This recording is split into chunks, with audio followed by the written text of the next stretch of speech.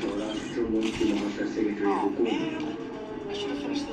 না ছেড়ে কোনো উপায় আছে? তবে কখন ছাড়তে হবে সেই কথাটা এখন উনি আমাকে বলেননি। কয়েক ঘন্টা সময় আছে, ওর শরীরের হাড় কোড় গুলোকে ভেঙে চাউমিন করে দাও।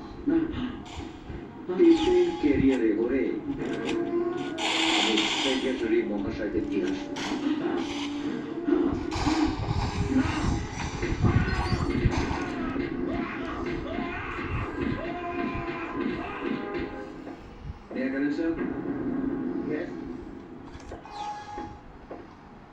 Sub inspector Arun Roy sir.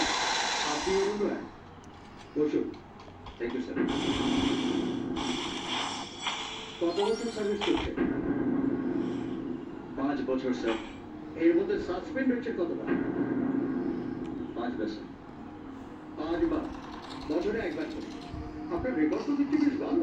গোডাউনের ভেতর থেকে বেআইনি অস্ত্র ধরে তারা ব্যাপারটা আমি শুনি। কেন্দ্রীয় স্বরাষ্ট্র দপ্তর থেকে সতর্ক বার্তা এসেছে, বাইরে থেকে এরা যে প্রচুর অস্ত্র ঢুকছে। আর তাছাড়া শহরাঞ্চলে গুন্ডামি, ইভটিজিং, কিডন্যাপিং এর আর কি হারে বেড়ে চলেছে সেটা নিশ্চয়ই আপনি ভালোভাবে জানেন। সাধারণ মানুষ বুঝতেই পারছে না পুলিশ কাজ দিচ্ছে। আমি সাধারণ মানুষকে ভরসা দিতে চাই যাতে তারা নির্ভয়ে পুলিশের কাছে আসতে পারে। এই জন্য আপনাকে সার্কেল ইন্সপেক্টর করে 4টে থানার চার্জ দেওয়া হবে। যেসব থানাগুলোর রেকর্ড সবচেয়ে খারাপ। 5বার সাসপেন্ড হওয়ার যা রেকর্ড আছে তাকে এত বড় দায়িত্ব দেওয়া কি ঠিক হবে? আমার কাছে সেই অফিসারের রেকর্ড সবচেয়ে ভালো, যার সাসপেন্ড হওয়ার সংখ্যা সবচেয়ে বেশি। কারণ সাসপেন্ড কেন হতে হয় সেটা আমি খুব ভালোভাবেই জানি। মন্ত্রী হিসেবে একজন সাধারণ মানুষ হিসেবে আপনাকে রিকোয়েস্ট করছি, পুলিশ আর গুন্ডার তফাৎটা তৈরি করুন। স্যার, হ্যাঁ বলুন। আপনি আমাকে যে কাজের জন্য প্রমোশন দিলেন, একটু আগে আমি সেই কাজের জন্য একটা পুরস্কার পেয়ে গেছি। তাই নাকি? তাহলে তো আজকের দিনটা আপনার কাছে স্মরণীয়। হ্যাঁ স্যার, একই কাজের জন্য আমার প্রমোশন হয়েছে, আবার পুরস্কার হিসেবে বেইজ্জত হতে হয়েছে। মানে? বেআইনি অস্ত্র লুকিয়ে রাখার জন্য আমি একজন দাগি ক্রিমিনালকে অ্যারেস্ট করেছি। আমার মনে হয় এই অস্ত্র আমদানির মাথা কে ও জানে, কিন্তু তার কাছ থেকে কথা বার করবার আগে তাকে ছেড়ে দেওয়ার জন্য আমার কাছে একটা ফোন আসে এবং বলা হয় তাকে ছেড়ে না দিলে আমার মাথা তুমি খুলে নেওয়া হবে।